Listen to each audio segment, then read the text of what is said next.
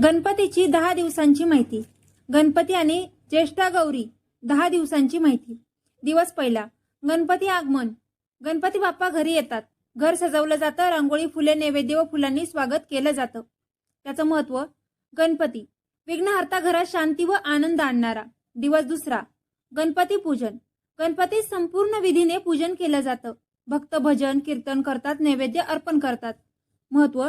घरातील संकटे दूर करणे, भक्तांचं मनोबल वाढवणं. दिवस तिसरा, गौरी आगमन. गणपतीच्या आगमनानंतर ज्येष्ठा गौरी येते.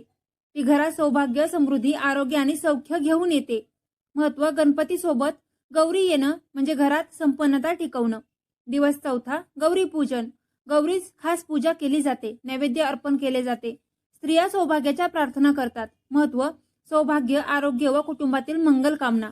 दिवस पाचवा, गौरी विसर्जन. तिसऱ्या दिवशी गौरीचं विसर्जन केलं जातं. भक्त गौरीचा आशीर्वाद घेतात. घरात सुख समृद्धी कायम राहावं ही प्रार्थना करतात. महत्त्व. गौरीचं विसर्जन म्हणजे सौभाग्य टिकवण्याचं प्रतीक. दिवस 6 ते 9, गणपतीसोबत उत्सव. गणपती बाप्पा घरात राहतात. रोज पूजा, भजन, कीर्तन, नैवेद्य अर्पण केले जाते. भक्त विविध प्रकारचे उत्सव साजरे करतात. महत्त्व. घरात आनंद, शांती, आरोग्य आणि संपत्ती टिकवणे.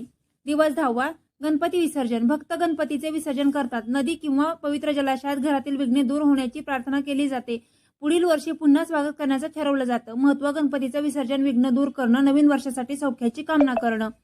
धन्यवाद. Like and subscribe.